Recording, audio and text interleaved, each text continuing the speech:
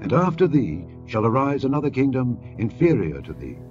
As silver is of less value than gold, so the Medo-Persian Empire was inferior in splendor, luxury, and magnificence to the kingdom of Babylon, but not in strength. To understand the Medo-Persian Empire, we need some background knowledge on its rulers. The scriptures name two individuals who are involved in the overthrow of Babylon. The first one is recorded in Daniel chapter 5. In that night was Belshazzar the king of the Chaldeans slain. And Darius the Median took the kingdom, being about 62 years old. The other individual is recorded in Isaiah chapter 45. Thus saith the Lord to his anointed, to Cyrus, whose right hand I have holden, to subdue nations before him. And I will loose the loins of kings, to open before him the two-leaved gates, and the gates shall not be shut. Darius was a Mede, and Cyrus was a Persian. The two arms of the image represented the alliance between Media and Persia. Cyrus was the son of Cambyses, king of Persia. His mother, Mandane, was the daughter of the Median king Astyages. When Astyages died, his son, Cyaxares II, also known as Darius the Mede, took rulership over Media. However, Cyrus held sway over Media and Persia, but was not sole ruler. After Cyrus had taken Babylon, history informs us that he gave authority to his aged uncle, Darius the Mede. The historian Prideaux says Darius the Mede, that is Cyaxares, the uncle of Cyrus, took the kingdom, for Cyrus allowed him the title of all his conquests as long as he lived.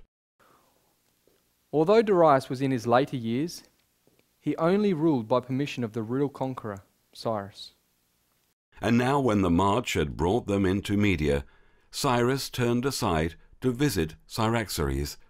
After they had met and embraced, Cyrus began by telling Cyaxares that a palace in Babylon and an estate had been set aside for him. Cyrus the Great led the Medo-Persian army against the city of Babylon in 539 BC. He was guided by the Lord to fulfill divine prophecy that was written over 100 years before he was born. Thus saith the Lord to his anointed, to Cyrus, whose right hand I have holden, to subdue nations before him.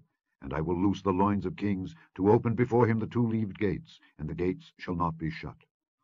I will go before thee, and make the crooked places straight.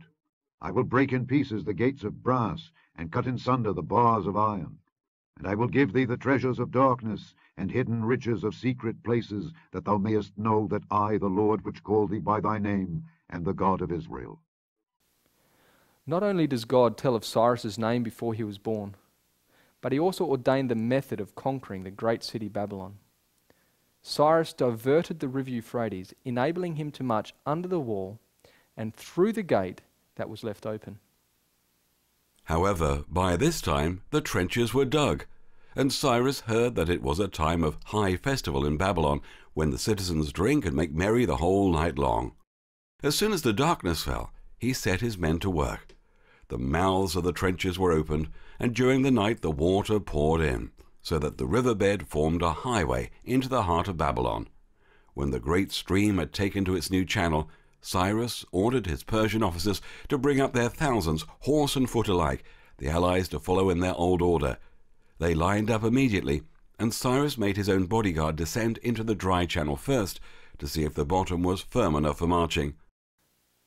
After Darius had put Daniel in the lion's den, he died in 536 BC, leaving Cyrus sole ruler over the empire. Cyrus was a believer in religious liberty, and in the same year, 536, he made his famous decree allowing the Jews to return home to Jerusalem, undoing what Nebuchadnezzar had done in 606 BC when he first besieged Jerusalem and took the Jews captive into Babylon, thus completing the prophecy spoken by Jeremiah. For thus saith the Lord, that after 70 years be accomplished at Babylon, I will visit you, and perform my good word toward you, in causing you to return to this place. After the death of Cyrus, his son Cambyses II ruled for 7 years, from 530 to 523 BC.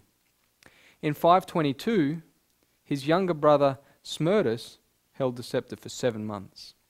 Then in 521 BC, Darius the Persian, also known as Darius the Great, ascended the throne. It was under his rulership that the empire answered most fully to the silver of the great image. He also expanded the empire to its height. Darius conducted the introduction of a universal currency, the daric.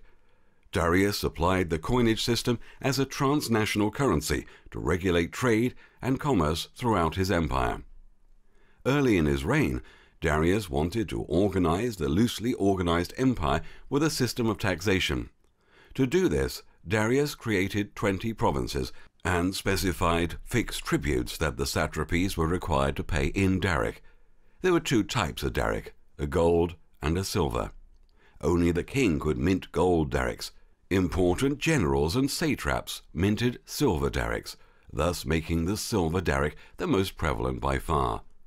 The daric was a major boost to international trade. Trade goods such as textiles, carpets, tools, and metal objects began to travel throughout Asia, Europe, and Africa. To further improve trade, Darius built a royal highway, a postal system, and Phoenician-based commercial shipping.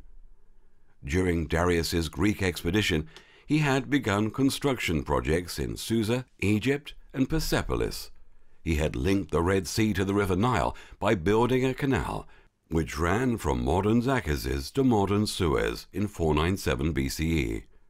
Darius also built a canal to connect the Red Sea and the Mediterranean.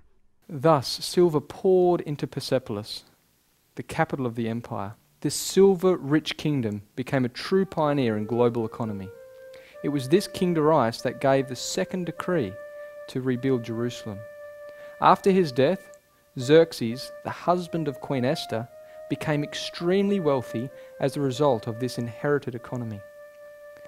Xerxes was succeeded by Artaxerxes, who gave the third decree to restore and rebuild Jerusalem in 457 BC. After his death, Medo-Persia continued for another 93 years, ending with Darius III, who lost the kingdom to Alexander the Great in 331 BC.